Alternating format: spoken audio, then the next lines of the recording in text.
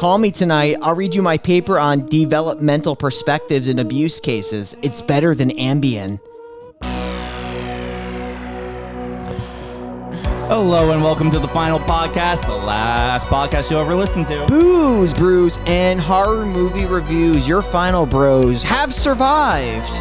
Yes, we are here with Brian Hotboy LaGrasta. I'll never miss my wife's call, and we are joined by Shane. Allow me to be in you in ways that make sense after a bottle of whiskey, Smith. I don't think I've ever answered the phone. Mike the Cannibal G is with us. But if you were to miss your wife's call, we all know it would be Her fault. Say it in unison, guys. Matt. Her fault. Yeah, Yes. fetish Matt.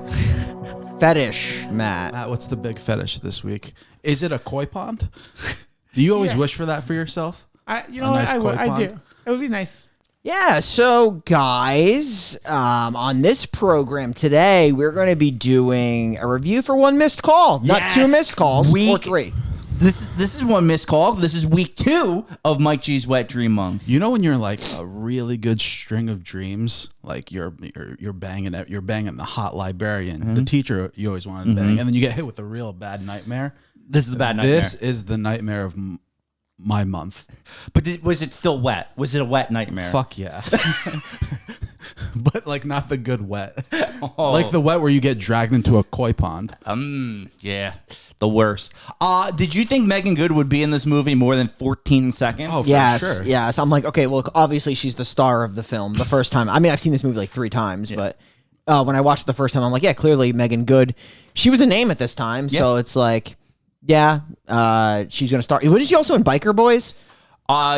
Yes, I think she was. I'm like, yeah, clearly she'll star in this, and then boom, she's dead. And the cat. Poor cat. This movie, I actually can't believe I'm going to say this, is worse than I remember. Because I thought this movie was horrendous going in. Yeah. But it was actually worse than that. Yeah, I mean, the thing is, like, one missed call, in my opinion, in my humblest of opinions, has a decent concept. Oh, no, the concept's Like, not bad. Conceptually, it's interesting, and it has a cast, right? Like, fucking Ray Wise is in this movie. Which his plot line stops. Like, it doesn't go anywhere. I know. Like, I think it's just more or less it's a plot device for that girl to die on the set. Yeah. Of like she's getting a televised exorcism, but it's not an exorcism of her body; it's of her cell phone. From the guy that's the main character in Monkey Shines, which I literally have just seen, so I know, which is crazy. But yeah, like this movie has a decent base concept. It's almost like I think it's kind of like The Ring meets Final Destination. Final Destination meets Countdown, and like a weird, like it just takes like. We've seen these ideas obviously in the past, but also like after this movie, but it's just like executed in potentially the worst way with the worst CGI in human cognition. Like, So we run into this a lot. Movies with like really good like base plot points. Yes. They just don't know how to follow through. They don't know how to execute. This movie is a perfect example of that. Also, I will say, I thought going into this week, we were watching a different movie. Yes. You thought this was going to be one of Stranger Calls. which we have reviewed. Which we had reviewed already. Shows how much Yeah. I listen. But you weren't on that episode, to be fair. This is before your time. How early is that? Oh, God. Like episode in the 30s, maybe? 30s? No, years ago. maybe 60s, I was 70s. 70s? Okay. Actually, I'm actually going to go later than that. I lied. I think I'm going to go early 100s on When a Stranger Why? Calls. Was that? What was the title? When a Stranger Calls, the remake, because we have not done the original. Because we don't do original. 61. 61. Okay, How I am I was way supposed off. to remember that Way shit? off. Let's Way go. off. Like you said, like nothing kind of like is correctly done with the premise, right? Like when you hear about like not answering a call killing you, the way they like go about doing the kills or what leads to like why that's happening is really dumb in a sense. Like the reveal that it's like a child, but like there's no like why was she able to do that? Like what is the premise to like why she's able to control cell phones? It kind of defeats itself. it defeats itself, right? Because isn't it that like thought she died in the fire? Yes. So like she was trapped in the fire and she like called for she was help. haunting but that didn't happen in the fire. No. It happened in her room where she died. But I guess she was trying to call her mother. Yes. And that was like, but then why is the mother like, she dies in the hospital.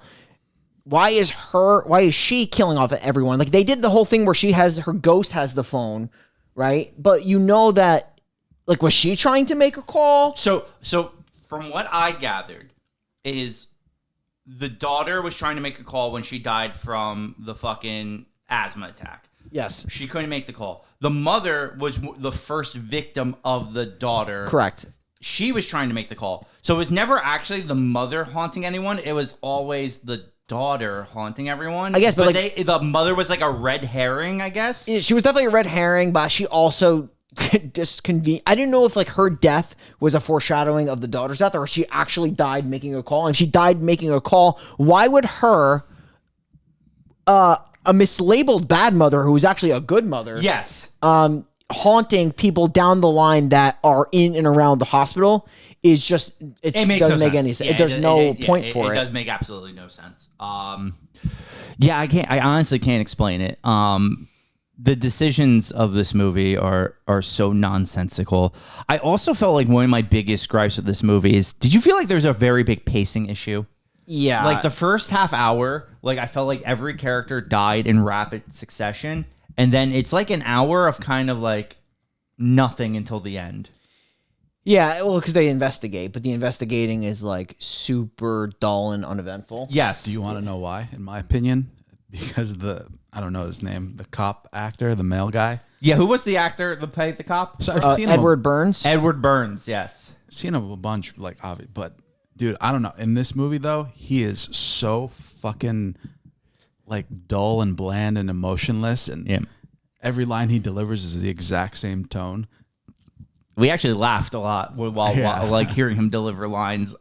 Also, he has the worst non-pickup of signals I've ever seen at the end of the movie, where she clearly wanted him to come inside to like bang it out, and he's like, nah. "It's like I gotta go back to the station."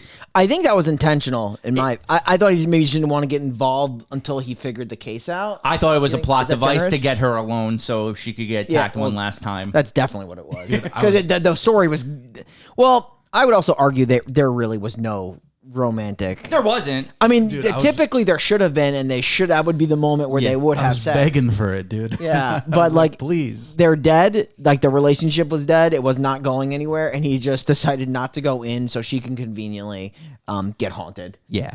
All right. And that's the movie. So what we'll do now is describe it in greater detail after boy. jumping into the spooky pit. Oh, we're going in. Okay. One Missed Call was released in 2008. A group of people receive voicemails from themselves moments prior to their deaths in the future.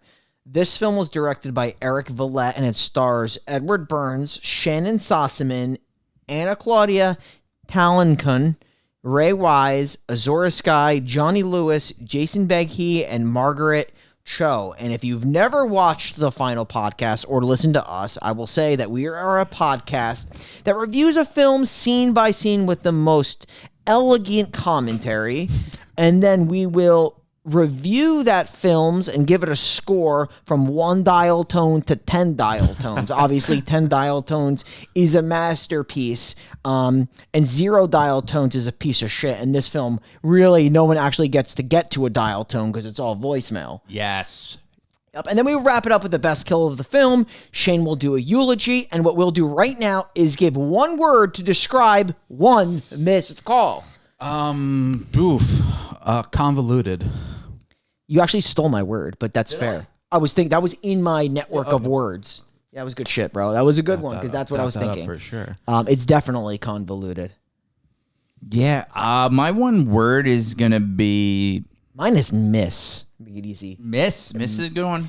A lot of missed calls. Also, some people can't even answer the phone. It looks like you just don't get a chance to. Mine's going to just be ringing. Okay, yeah, phones ring ish. with a lullaby. Like as in like it leaves like a ringing in your head after watching it. Yeah, but also like it's not even just phones ring, like bears ring, and like You said bears?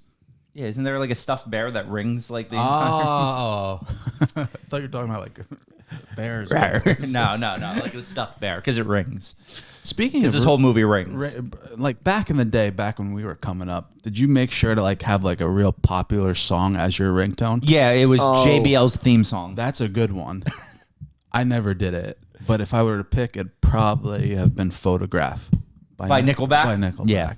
I heard Nickelback is like being considered good again.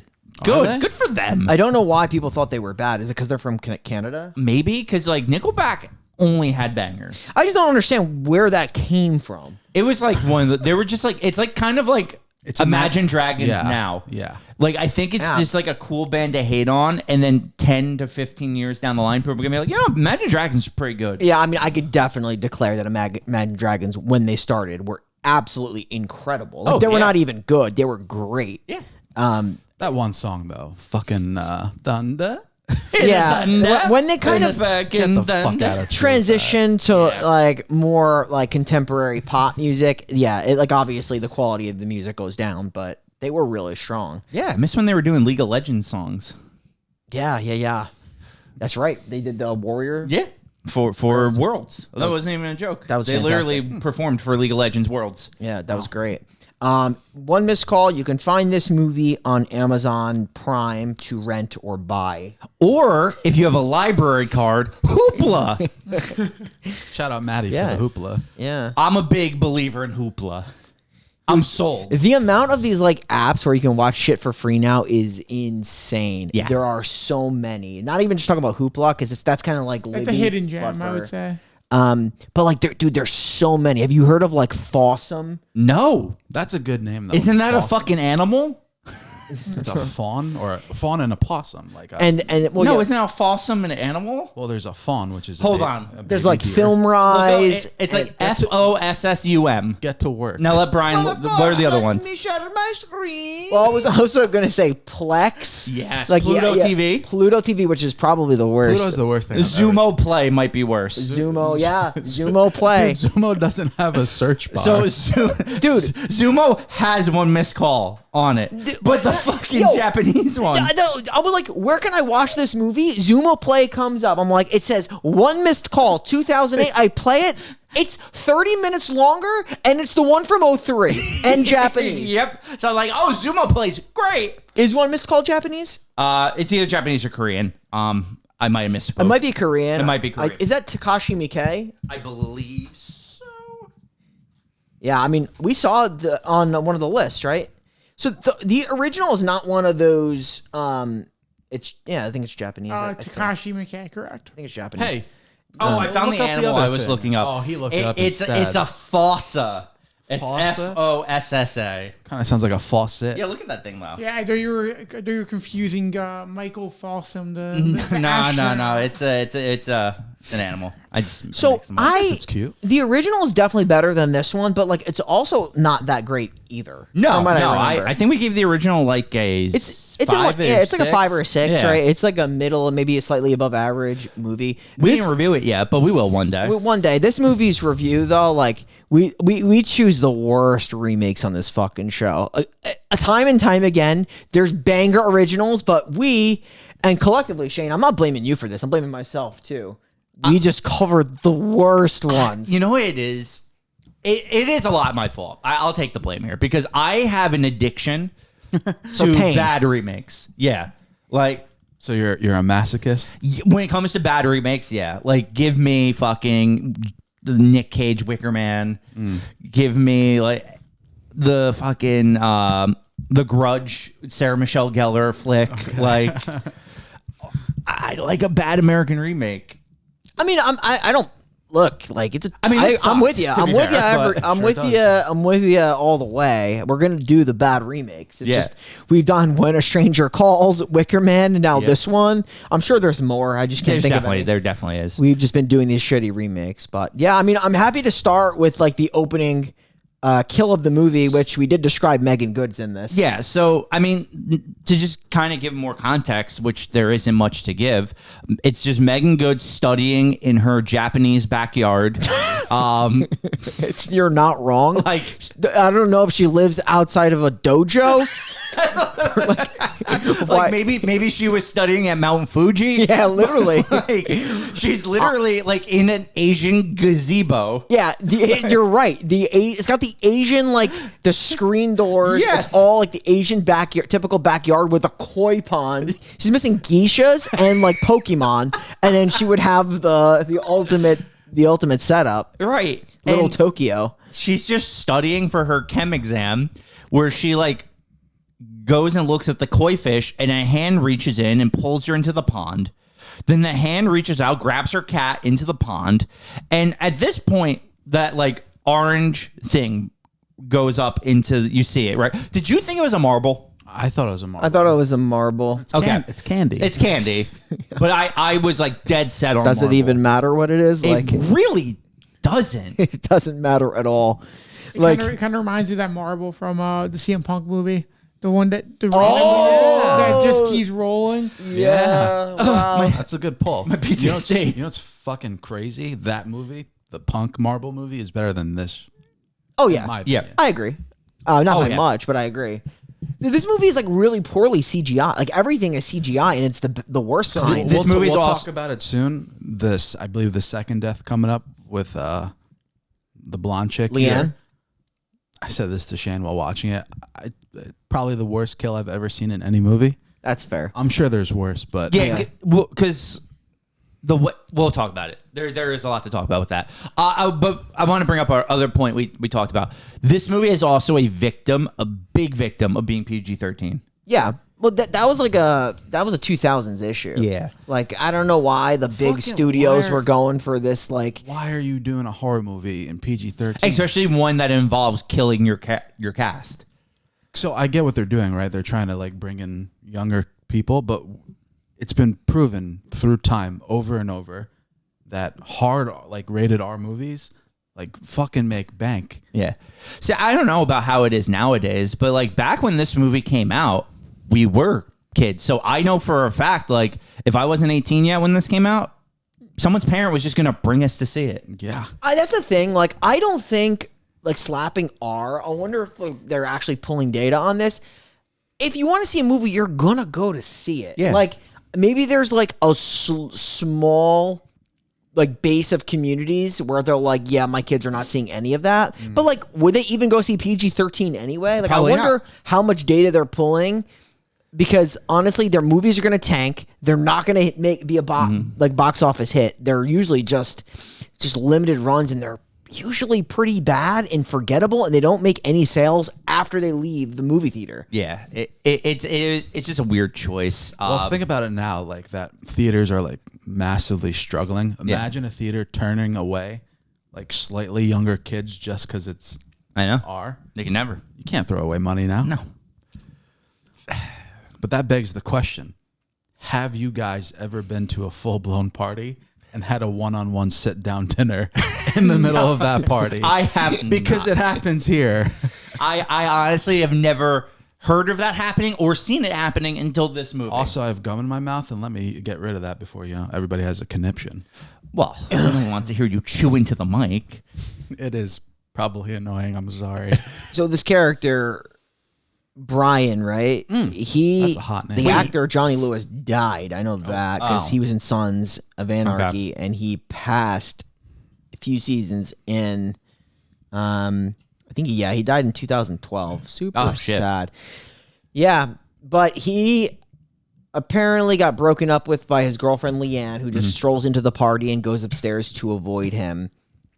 And he is literally just. You ever like stand 1 foot away from someone and just stare at them? Yes. He's like doing that, but he's Do it all like the time. he's locked in. Yeah. Like- No, yeah. He's locked in. Yeah. Brad, did you know her? She's I feel like familiar. I've seen her She's- everywhere, and I don't know. who she Yeah, is. Shannon. Yeah, she's definitely familiar. Matt, you on the Shannon Sossaman check? Yes, I am. Yeah, because I also said the same thing. I'm like, I definitely have seen her somewhere. but I can't recall. I'm seeing right now she's in Knight's Tale. Knight's Tale. Heath Ledger. Knight's Tale, Heath Ledger. She was also Kiss Kiss Bang Bang. Yes, and no, there is something else she was in. I remember because I looked it up a while ago. Oh, are you talking about the Goo Goo Dolls music video for Dizzy? Yes, yes, that big tight. Goo Goo doll fan. I thought it was after Knight's Tale, but maybe I'm wrong. The Hour of Westerly. That's it. Ghostlight. Wow, you know what she's in? What? Catacombs with Pink. Oh, And also Sinister too. She plays one of the characters, Courtney Collins. Oh, she's in Sinister too. Yeah, that's Yeah, it. I just watched that. Not great, but not terrible. No, but who's she in Sinister 2? And why don't I remember her character? She's a in that? librarian. There's a librarian. There's always a Let me look librarian up in the those character. movies. I'll show you. She's the main girl in it. Oh, see, there you go. She's not the librarian. Or she could be the main librarian. Oh, you're right. Yes, so stupid of me. Should have remembered that. Oh yeah, unfortunately that guy just died. Oh yeah, James Ransom. Yeah, R.I.P. He was a very good horror actor. Yeah. It Part 2. He was definitely beloved in the Sinister Yeah, movie. His character was great. Yeah, she's the main girl in Sinister Okay, 2. that Sorry, makes sense. I didn't recognize her from that, to be honest. I mean, there's a big year gap, right, in between. And she's also in Grim Cuddy, which is one of your favorites. Ah, You love Grim Cuddy. no one loves Grim Cuddy. We'll do that on the podcast. Terrible movie. Okay, so we're at this party, dinner party. That's a real Can party. you show me your party dance? Wow. That's lit. That's lit, dude. I like that. That was good. Did I get you all, I mean, I loved it. Mike? Yeah, I loved it. I don't believe you. No, it was good. I loved it. Okay. Yep. Okay, so You want to talk about this Leanne and Beth conversation that they're gonna have at the party? Let's talk about Leanne and how she got a call. Because we're gonna go to a party, we're gonna go to the party. What the fuck just happened? We're gonna do the party, right? Yo, sucking dick at party. You think Leanne's sucking dick at the party? No, that was my impression. That's my of Shane you. party impression. Oh, Yes. oh, yo, I'm at the party, huh? Yo, the chicks are gonna bang me at the party. Gonna go to the party. I hope they're young, yo. That's crazy. I'll knock their teeth out, yo. None of that you can actually say legally. I'm wanted in Amsterdam, yo. Party. Party. Sucking dick. This party is nothing like any of that. This is more about talking about your phone and how you missed calls from it, Yeah. and how you got a call from the dead geisha Megan Good, and how that's impossible because the call came in the future. Yeah. What was it, like 2 days after? Yeah. So essentially, they mentioned that their friend Megan Good, aka Shelly, got a call. Like you said, died 2 days later, and I think Leanne got a similar call. From herself a couple days in the future. Yes, from herself. Yeah, and the call basically is the time you're going to die. And is it like that thing like Final Destination where like they foreshadow the moment before you? Or is it like what they say happens right before they die? Exactly. Part of that call. Exactly. Part of that call. That's why this movie's kind of stupid too, because like, wouldn't you like just avoid saying that sentence at any call? Like, Yeah, or just like say like you kind of have this idea that you're gonna die at this time period. Like, why don't you just like not go to dangerous places or like go over the overpass of a train? Like, Leanne gets super scared because of this call, and it leads her to like go to the most dangerous location of all time, which is the overpass of a train. Yeah, So you're that is pretty dangerous. so you're putting yourself in this movie. You get the call. You're staying in bed like forever. Well, I'm gonna wait until the time passes. Like actually think about it. Like, every person who like at the time of their death was either over a train, standing next to a construction site, like in a church, just all dangerous places. That's super dangerous. Well, no, the church was only dangerous because Ray Weiss was in it, and Ray Weiss is always up to no He's a good. dangerous. He literally is like every time he plays a movie, he's like the ultimate like wolf in sheep's clothing. Yes. I feel like in everything he's in. Do you remember that scene of Workaholics he's in? Yes. He fucking Adam's trying to be a model, but he sees Durs. He picks Durs to be a model. Ray Wise is incredible. I love Ray I just Wise. love seeing his face. I love Ray Wise's face. Yeah, he's fantastic. Okay, before we kill off this blonde chick, let's talk about this cop subplot. Okay, we could talk about that cop subplot, but we actually missed the whole entire opening of this movie. I just realized it. Wait, what's the opening? Because the opening. Oh, the burning. The opening kill is not even making good. Like I went into this, I'm like, so the cold open kill. It's actually there's a double cold open You're kill. right, dude. It was so irrelevant. I forgot it happened. Yeah, well they do bring it back, but yeah, Yeah, bring it up, because then it ties into the cop. Fire. Okay. Now the cop. No, but The cop's sister burns in a fire. yes, the Right, cop- that's his sister. that is his sister. Wait, the chick on the table right there?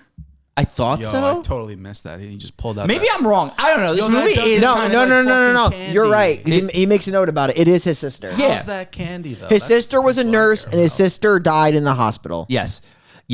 And so he's pulling shit out of her mouth, like all brothers and sisters do. For sure. But like, okay, so question, because this is also why I thought it was a marble. Because if it's a hard candy, wouldn't it melt in her mouth over all this time? If it's like a Jolly Rancher, that takes like 20 days to melt. True, and if she's dead, so the saliva's gone. Second, though, wouldn't the fire melt it? I'm gonna go yes. Yes. So this is why I thought it was a marble. That's logic for you, Shane. Good Yeah. job. All right, let's. All right, so now none of it's irrelevant. She's in class, the blonde girl. She's gonna go to the most dangerous spot in the world, the overpass of a train. Yeah. Well, she's also terrified, and she's seeing things that would be only in deadly premonition, including these giant centipedes. Yes, Because she's seeing these people that just like catch in flame. Yeah. They're just like. So yeah, she keeps seeing the worst CGI ghoul faces the 2000s had to offer. But they like fucking shrivel. Like I'm doing a Jeff Dye bit. They're just like. They're just moving around. Oh my god, some of them actually look like Jeff Dunham puppets. Oh, I remember that guy. Yeah, now Jeff Dunham, he's hilarious. Like, yeah. Like hilarious, like Dane Cook's hilarious, or actually No, like Dane Cook actually was funny. Jeff Dunham never was. Yeah, but crazy though. Jeff Dunham's a top 5 like comedian in terms, Of all- yeah. terms of gross like, Oh, yeah. sales last year. Like he makes so much money. That's crazy. I think number 1's Nate Bargatze by like a huge margin. It's too. fucking wild. Jerry Seinfeld, dude, legitimately is a billionaire. Yeah, and he was never once How? funny. Why? His show's like, it hasn't aged well, but Seinfeld definitely had its time. Oh well, Seinfeld was a great show, but it wasn't because of Jerry Seinfeld. no, I'm actually gonna say it's because of Larry David. Because I don't know, I'm watching Curb Your Enthusiasm and it's just fucking fabulous. Yeah. So I think Larry David's just goated. He's a genius. Yeah, he's goated. He made Jerry Seinfeld who he was. His So stand up. about these hangers. What's the deal What's the deal with these fucking holes in socks? Jerry.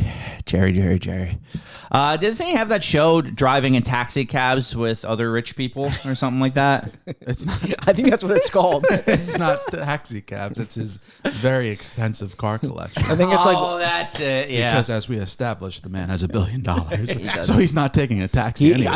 I think even now he's still in that like top 10 comedian maker. Like he makes so much money in That's terms so of sad. gross. yeah, wild. Makes a shit ton of money. All right. So this girl's gonna fall off of the train overpass, right? That's gonna happen. But can we talk about the physics of this kill? Because as Mike said, it's the worst kill ever put on yeah, cinema. we can talk about physics. She falls off of the train pass. Yeah. The train, though, looks like it hits her.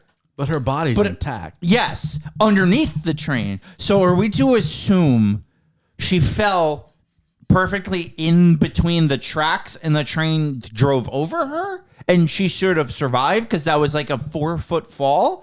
Or... Yeah. No, it doesn't make any sense. The train would have absolutely like eviscerated her body. Right. Yes. So if you get clipped by a full speed train, your body will just cease to exist. It would like cease to exist. It would get like pushed or moved or mangled. And it wouldn't look like you just experienced a mild burn. Yeah, like it really angered me. No, like no joke. This is next level not giving a shit what your movie looks like. Yeah, because like I get you have like your PG-13 like just don't cut to the body, or just do like one of those cheesy like pan to like the girl's face showing up, where she's like, "Oh, the horror," like that kind of thing. What is she seeing though? Because she's seeing these people on trains with like these corpse faces, like these ghouls. It might be the Bye Bye Man's relatives. Like, but like that's what it is. Like this is again like these 2000s movies. That one's like much later, but the CGI just. It gets so much worse towards the end. To be fair, the Bye Bye Man belongs in this time period. I know, because it's similar in that regard. Yeah. But I'm saying It's like a big difference. Bye Bye Man's lit, and this movie yeah, sucks. but like she sees like this old woman with like the two mouths on her eyes.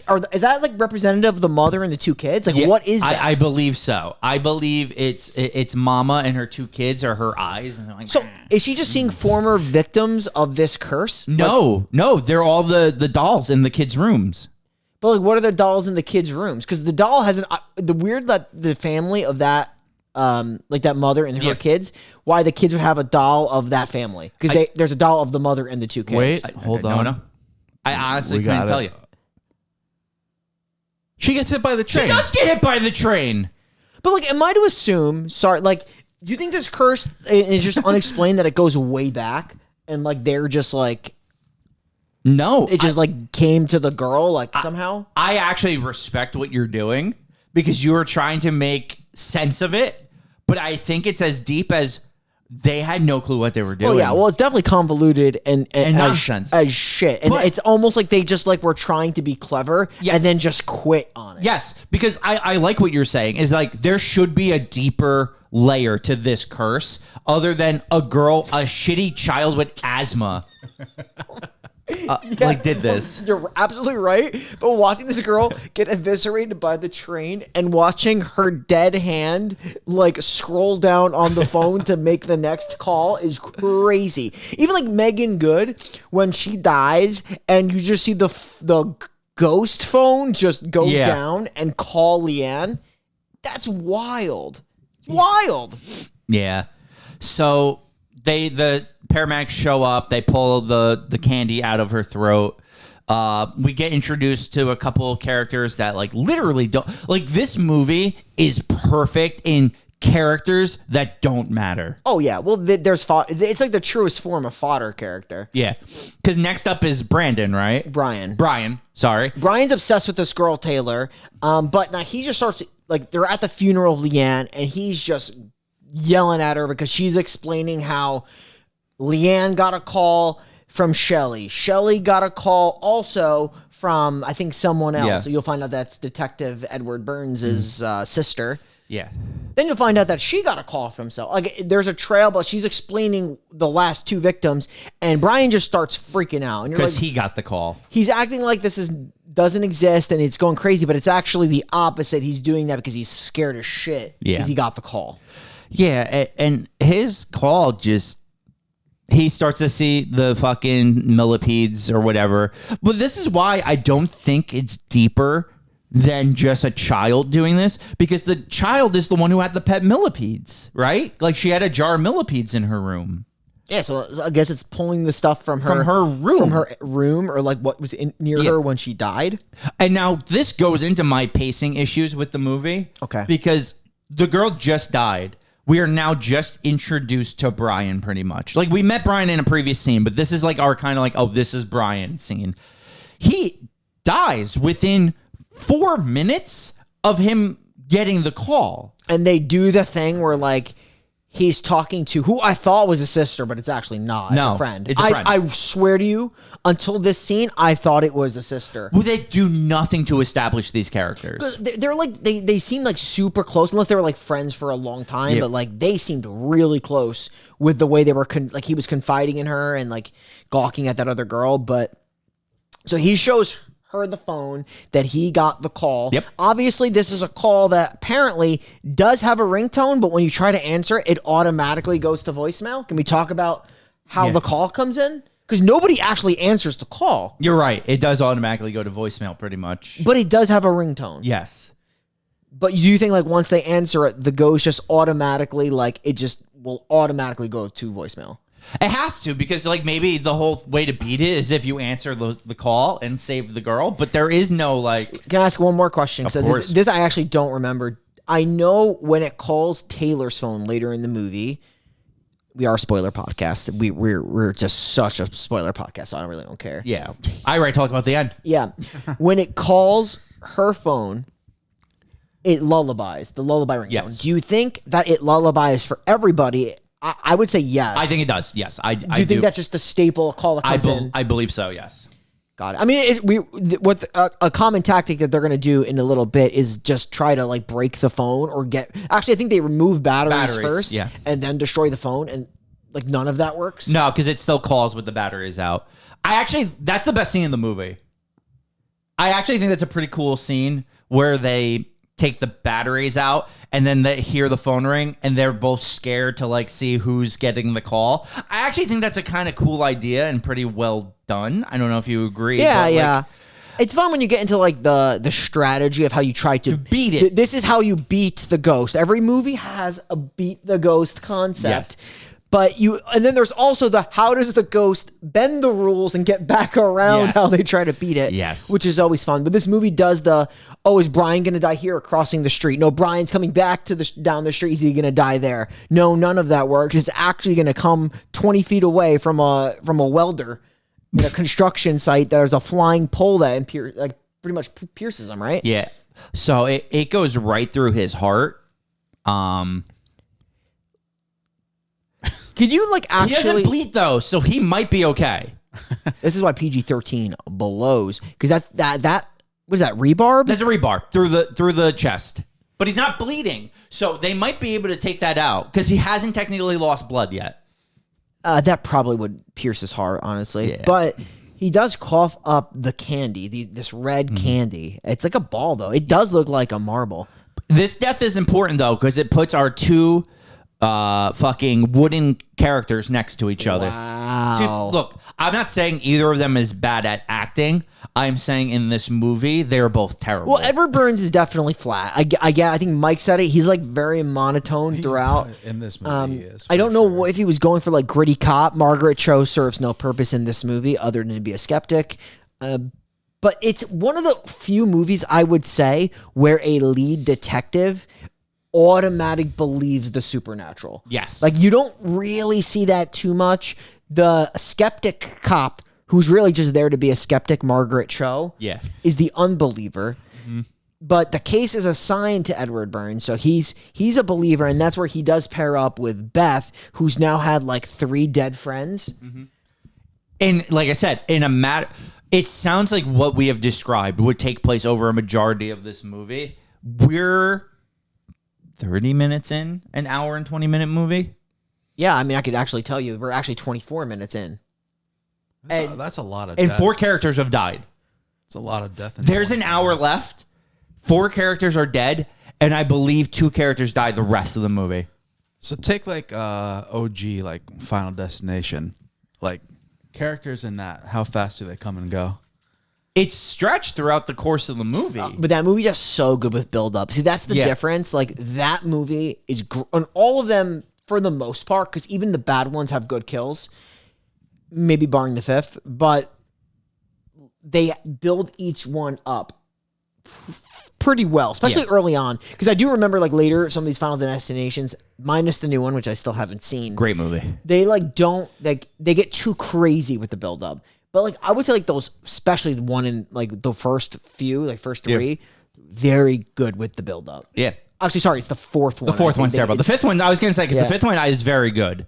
The 4th one is a train wreck. Okay, so basically now, the cop and Beth, they're together. Well, they're not together in the scene that we're on, but they've linked together, and they know they have to solve this case together. Beth is going to, like, tell her one friend, what's the friend's name? Taylor? Is it her friend? Taylor, yeah. Yeah. They go through the whole fucking battery thing. Who's going to get the next call? Because they know it's one of the two of them. Because Brian had no friends. He had very limited contacts. So it has to be one of them. Now, as long as the call comes through to your phone, you're cooked, right? Or do you have to listen to it? No. That isn't an established rule. I do believe once you get the call, you're cooked, so you're better off just listening to it. I wonder if this is a thing where like it's going to present itself to you no matter how much you try to avoid it, which I kind of got. Yeah. There is a scene later where like even Ray Wise's character hands her a phone and she gets a call. Yeah. Right? Like, doesn't she get the call again? Well, no, it's not Ray Weiss hands her the phone. It's the detective gives her the phone. No, it's Ray Wise though. No, because remember the scene where like she doesn't have a phone. He actually like it's a plot device for him. He gives her a phone and he's just like no, like let me see how you got the call. So he gives her the phone. It's so stupid. So wait, multiple people give her phones then, because the detective also gives her a phone at a later point. Because when they split up, he's like, "Here, take my police phone." Yeah, but Ray Wise. So there's just phones everywhere. Yeah, so like he gives Taylor You're right. the phone. You're right. Like, I was thinking of Beth. Beth is the one who's also given the phone by the detective. Correct. But like they get the phone, and like she gets a call immediately. So I think that this thing is gonna get to her, no matter how much she avoids it.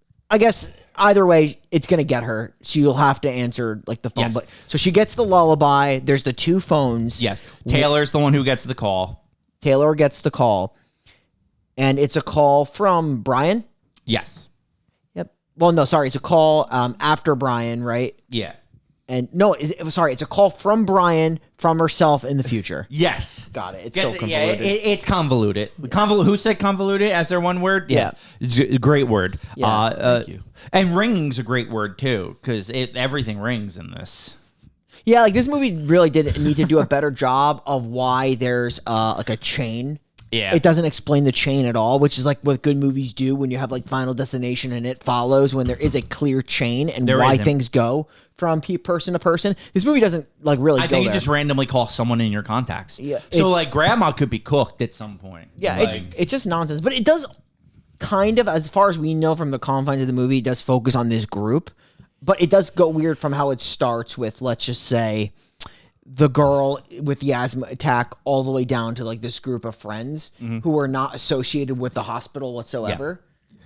So that's where the cop and Beth, right? They start to investigate like what has been going on, like how these calls have been made, and that's when they put the connection to the woman who they believed was beating their one daughter, right? Like that's because that daughter was put in foster care. The mom was never found.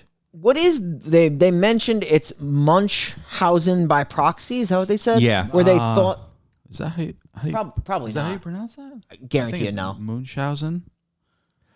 I don't know. Whatever it is, essentially it's like that the mom was intentionally hurting and abusing the kids so she would bring them to the hospital for care. I don't understand why that's a thing. No, That just seems like it's literally the red herring of red herrings. It just sounds like something that would be expensive. Remember that scene from True And illegal. Detective Which scene?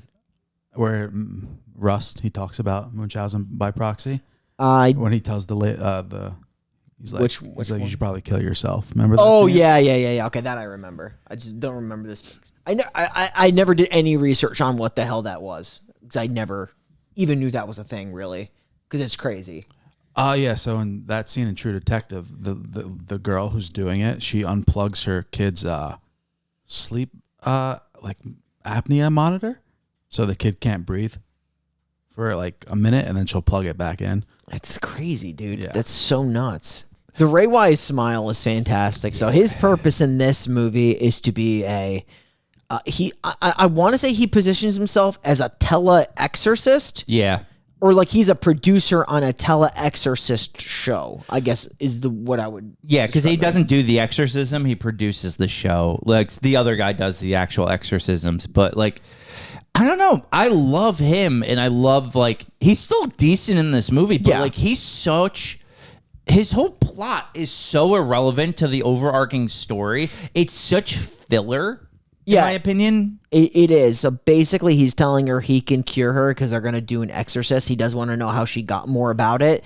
The other girl is highly skeptical of his motives. Yes. To be honest, I understand why, but I think it's like way too soon because this guy actually could have tried to help her. Yeah. Like obviously he's really not, but he could try to help her. And she shot this down immediately. Yeah, it's like one of those things. Like 3 of your friends are dead. You have no reason to trust this guy, but you also at this point have no reason not to trust this guy. Especially because she believes it is highly supernatural. Yeah. He understands that it's supernatural, but she just like, this guy's a crock.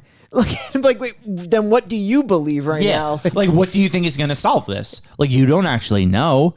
So, like, yeah. Anyway, like, basically, it's just a way for them to eventually split off where, like, Beth will go with the detective, leaving Taylor alone. So Taylor will then go to Ray Weiss's character to do the exorcism. Yeah. She, like, leaves a note on the door of Beth's like house that basically just says like, hey, I'm gonna hang out with family and friends, but that's not what she's doing. Beth later sees her like on the tele exorcist show. So that show airs live. It airs live on PBS. And it literally is the dude from Monkey Shines performing an exorcism live on a cell phone. Yeah. And this is the thing with the death, right? And it disproves my point. So my whole thing was like, oh, what if you just stay alone in your room during that time period or lock yourself in a bathroom where you can't die? But this movie then proves here that the ghost just can force choke you. Yeah, like the death here was very strange. Yeah, because it was just ghoul hands in her throat choking her. I think it's going to just kill you whenever that time it does on the voicemail. So, like, how do you, like, you can't stop your own death unless you solve the fucking riddle of the gods, which is, like, how to actually stop a ghost. Like, the ghost just kills you anyway. I'm surprised Burns didn't, like, Detective Burns. I forget his character's name. I can find it in a minute. Jack Andrews. Detective Jack Andrews. Like, didn't take that and try to, like, trace where that voicemail was coming from. Maybe he would have traced it all the way back to a dead asthmatic kid in a room. Yeah. Well, that's the thing. So, like, I felt like I don't know. So they traced the sister's call to the mom, right? Yes. But wouldn't the next one before that just be the daughter? Yes. So, like, why couldn't he just trace one last? He literally missed one call. I know. Well, it's because he has no backing in the police department. Nobody believes him. I've seen enough of these. You could bend the rules. Maybe he's just not getting like enough support, so like he's got to do his supernatural leads on his own. He does no help. Yeah, I guess. I don't know, man. All I know is like they go to the fucking orphanage place with the blonde girl, and like she's no help. But like that's how they trace it to the mom, and they trace the mom to like eventually being in the hospital, right? Yeah, well, because they mentioned the disorder that she has, where she's always in the hospital, but she's always in the hospital because of the mom. And the reason why they even knew this was a thing to begin with is because Edward Burns' sister was a nurse there and actually doing her own investigation on why this mom is always in the hospital. Yes. This is also when they're in the room, they find the camera, right? Like that, like the room was being filmed. Yeah, well, because there's this whole plot of like they visit the sister, because there's the two sisters, right? There's Ellie and there's Ariel Winter. Ellie, who was the one that was abused, right? And then Laurel, who was just Laurel was sister. Wasn't Laurel abused and Ellie was the one abusing Laurel? Or that's correct. But in the confines of like what they were investigating, they thought that the mother was abusing Ellie. Yes. And Laurel was just there. But like Laurel has this teddy bear that Edward becomes a huge point of focus. Yeah. With him and finding a camera in this room. I think he wanted to find the abuse. Yes, but like why? So they don't actually talk about why the one sister was abusing the other sister, right? Like there's no like actual like reason for that. No, she's just a bad kid. Just a bad seed. And apparently was really sick with asthma. Yeah, she was like really sick. But he's like looking for some type of, because I think he found a CD-ROM that shows like there was tapes or tape. But yeah, so when they go visit the girl and they notice that the lullaby, Beth notices the lullaby is played on the teddy bear. Yeah. She's like, all right, that's odd, 'cause that's the same noise that's coming in on the phones. The same exact noise that was on Taylor's phone. Yes. So that's when they say they're going to like split up. He's going to go back to the station. She's going to go to the library to study. But she just decides, I'm going to take a cab to the hospital to find the mom myself and end this once and for all. Also, at this point in time, we've already talked about it. Ray Weiss is done with the movie. Once Taylor is killed during the seance. Oh, you're talking about the seance that he has on, not the seance, the exorcism he has on the phone. That, do you think it was because of that exorcism the ghost is brought out, or you think they're coming out anyway? I think it was coming out anyway because she has to kill Taylor at that time period. So I agree. I think it's going to come for her no matter what. I think the ghost already knows that was going to take place, and that's how she was going to die. So yeah, she's dead, and then there's no characters left in this movie other than Beth and the cop. And the cop is going to go to the burned down hospital to find Beth, who is currently rummaging through the remains to find the mom. I guess is her thought, if she finds the mom's body in this hospital, it will lift the curse because she just was trying to be found. I think so. That's the goal. You don't really know why, because it's just like this girl's looking for she is looking for a needle in a haystack. Literally. So I think that's what she's looking for. Okay.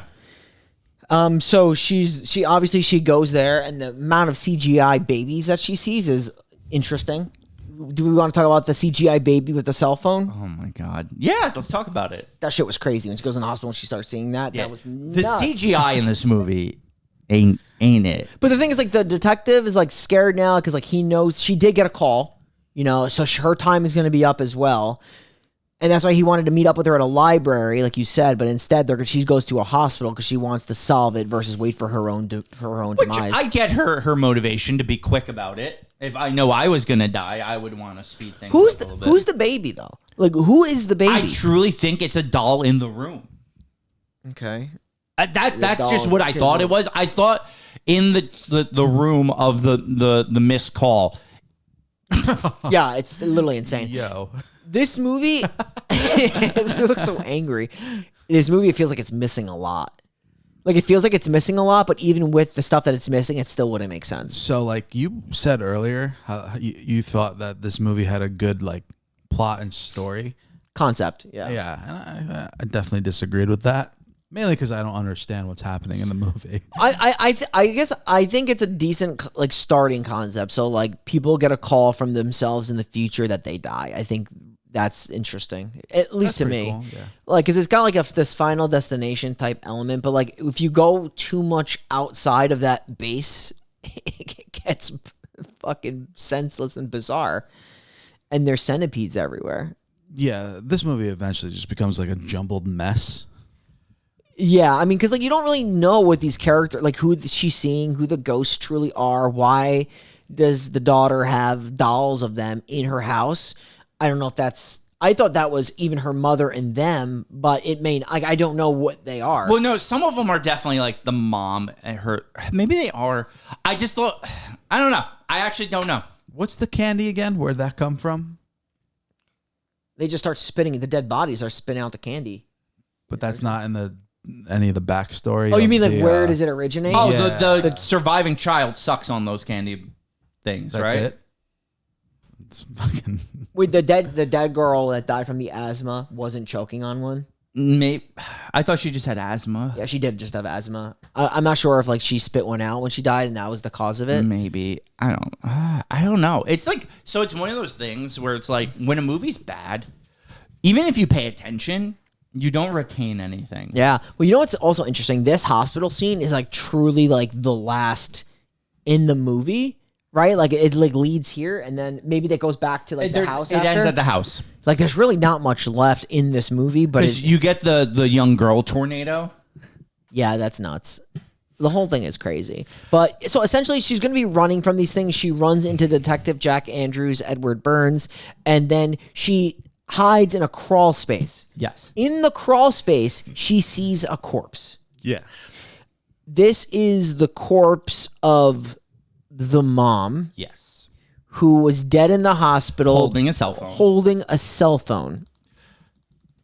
And basically, she jumps on her, the corpse of the mom, and the detective sees this, and then they think they have solved everything because they bring her out, and they're like, oh, we say she was just upset that no one answered her one call to get out of the hospital and she burned. But now that we found her body, the curse has been lifted. And that was it, because they're like, for some reason, like this ghost of her has been trapped cellularly in the hospital, which means why it connects from her to Edward Burns' sister. Because she was a nurse Still doesn't explain why it's going outwards to Megan Good. Nope. But yeah, that's like at least the initial point.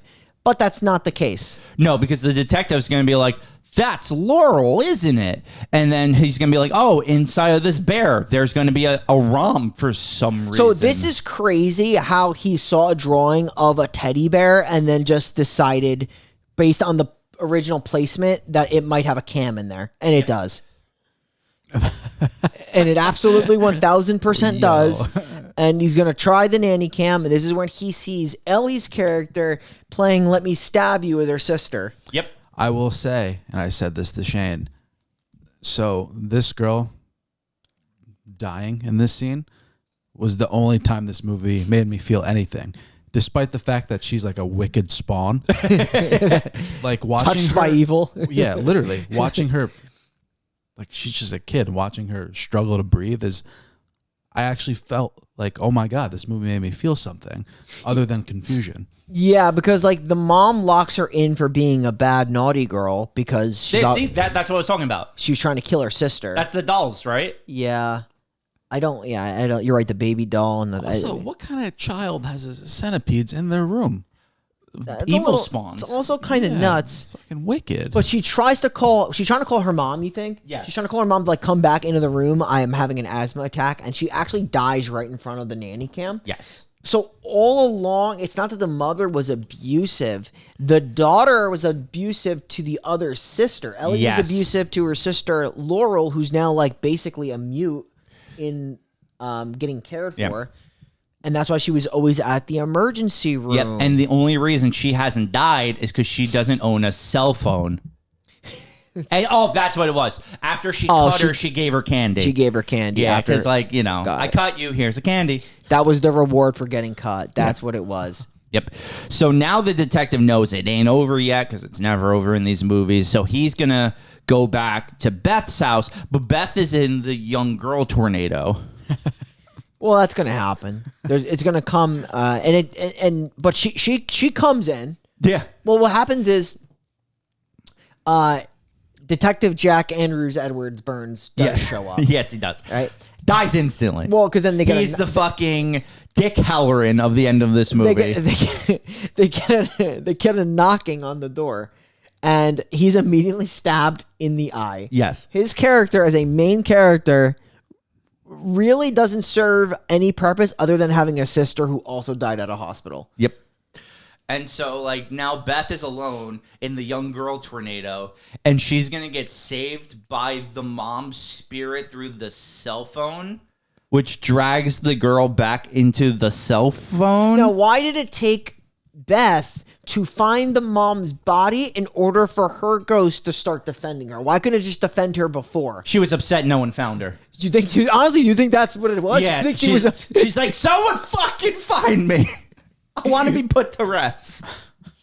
This is like the plot. This is also reminding me a little bit about the movie where they kill through computers with Steven Dorff. Oh my God. Feardotcom. Feardotcom, yeah, they kill through the internet. Do you like to watch? Like they had to find the body of that person to help because the ghost was pissed off. Maybe her ghost was pissed that no one saw her. She's like, I'm gonna let my daughter like run hell on everybody until someone finds me in a crawl space with my phone, and I also attack them as a ghoul. Yes, because do you like to watch? Yo, I'm gonna hit up that party, yo. We're gonna party, yo. Where my hose at? And that is the second week. Deflecting. He's always deflecting. This is the second week of Mike G's Wet Dream Month. It is one missed call, and now, as is tradition, I have to ask how wet you were before the review. Like on your scale of 1 to 10, how wet did this movie make you? Oh, like watching the movie? Yeah. I was so dry. I've never been more dry, Shane. Do you know how hard it is for me to get dry? I'm constantly wet. And I will say, this movie being in my month is horseshit. No, this is your type of movie. I though. don't. I like bad. I don't like this kind of bad movie. Well, I like good bad movies. It's neither here nor there. Did you pick this? Who picked this? I think I'm gonna. I didn't pick this. I'm gonna Shit. say Matt picked it. Matt, is that what you did? I don't even know about this movie, so no, I didn't pick this. It was definitely us, Shane. We picked this. Yeah, I know. I like blaming run the away from producer it. though. It's nasty work. All right, You're so talking teen horror from like the 2000s. It's so Mike. It's so Mike. I'm gonna give my review of this movie. It was absolutely horrendous. The plot, none of it made sense. None of it like even attempted to make sense. The pacing, where everyone dies in the first 24 minutes, we establish, and then nothing. It's just a police procedural. Real quick, in the first 25 minutes, how many deaths per minute does that have? Realistically, 5, because it's 4. 5 to 6. No, it's 6 minutes. I think. Yeah, it's about 6 minutes. Every 6 minutes you get a death, and then how long before the next one? There's only 2 deaths the rest of the movie, Taylor and the police guy, and that's an hour. So it's a half hour for each of the next 2 kills. Okay. Because the movie's like an hour 25 minutes. Yeah, no, and it's not even just but just like I felt like everything happened in that moment, and then it's a lot of like slow police work throughout the last hour. I wasn't interested. The kills were horrendous because of the PG-13. Like the whole movie sucked. I'm actually gonna give it though a very strong 2. Very strong too. Yeah, very strong 2. Okay. So our number's the same, but I'm gonna go on the lighter side. So of you're the on two. week 2. Yeah. When this movie ended, I was debating a 1, and I realized it's not a 1. It's just above a 1. Okay. I don't know what to really say other than like echoing everything you said. My biggest problem in this movie is the kills, Are horrendous. specifically the Train. Yeah, the train kill, just fucking so bad. The acting, bro, other than it's the one guy from the fucking show. Oh, Brian? No. No, he was. Which Fuck, one? we were just talking about the guy. When did he die? No, he's in the fucking. Will right? Hold on. Wait, which character? The Exorcist Ray show. Weiss. Ray Weiss. Ray Weiss. Other than him, I think everybody in this movie is pretty terrible. I forgot he was in the movie again because his scenes were so pointless. But he's a nice little spark, I He guess. is. Yeah, I was just so confused by a lot of this movie. But it's not like true and tried 1. Yeah. Maybe I'll go a decent 2.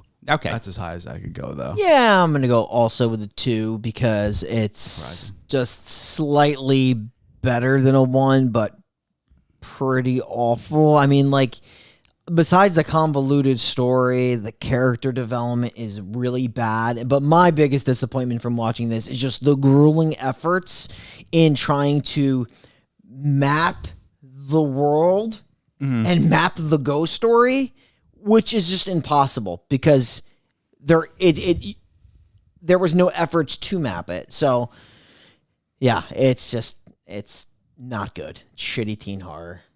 Shitty shit teen horror and awful, So, like- awful CGI. All these, they're in. How old are they supposed to be? College Age, yeah. They should have did them better. I feel like all these people were not young though. No, they're like in their fucking It 30s. was bad casting. Yeah. So I'm gonna give it 2 as well. 2. Two's across the board. But I do have wild. 2 things of trivia. Ooh, Oh, hit it. So the original writer Andrew Clavin mentioned several times that he wrote the script to be an assumption that it was gonna be a horror comedy. huh? Andrew Clavin, the guy from the Daily Wire. Yeah. I can't believe he wrote this. Yeah, I know. It says several times. He mentioned several times that he wrote the script under the assumption that it was going to be a horror comedy. He was very surprised when the movie was made as a serious horror film. Regarding some of the very clunky dialogue, he said those were supposed to be jokes. I don't really see them being jokes either, but I don't think there's a single part in this movie that was funny though. No. not at Not all. one. And then also one other one says none of the 80 reviews on Rotten Tomatoes are positive, resulting in a 0% fresh rating of 2019. Rotten Tomatoes awarded the film a Moldy Tomato Award for the worst reviewed film of 2008. How many movies starring Edward Burns have you not seen? Are you ready? Ready. Let's So start. ready. One Missed Call. Seen it. Oh, wow. I wish I didn't. Saving Private Ryan. I didn't know he was in that. Me neither, but I've seen it. I've seen it, of course. The Brothers McMullen. Never seen Nope. it. Nope. She's the One. No. No. Man on a Ledge. No. No Looking Back. No. Echelon Conspiracy. No. Echelon? Who's Echelon? The Holiday. Wait, is that the Reese Witherspoon movie? I believe so. Or Cameron Cameron Diaz. Cameron Diaz. Yeah. Yeah, I've seen that. No. The River King. No. Looking for Kitty. No. Confidence. No. No. 15 Minutes. No. Sidewalks of New York. No. No Looking Back. No. Friends with Kids. No. A Sound of Thunder. No. And The Breakup Artist. No. No. Okay, those are not all of his movies. He's got much more, but Much more? Wow. Yeah. He's a Yeah, I've busy seen. guy. I think I said yes to 5.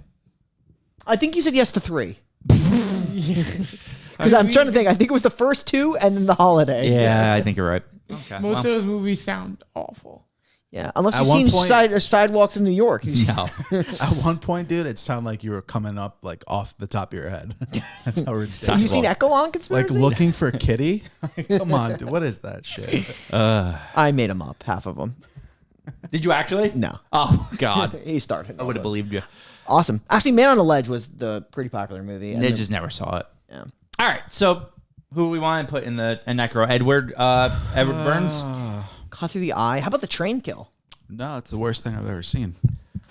I think that's why we gotta put it. Yeah, you know what? I'm voting train kill. Because when she held out her hand, that was nuts. All like post death, like Yeah. scrolling. You think if that like this was made like in 2025, what would she be scrolling? Like Twitter. No. TikTok? No, TikTok. TikTok, 100% or TikTok. like Pornhub? Nah, maybe.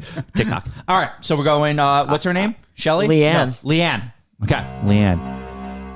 You were the type of person who would go to the most dangerous area at night. You didn't fear anything except maybe the cell phone ringing. So it bothers me, right? Like, I'm going to die. Am I going on top of the overpass overlooking the train? No. But she did.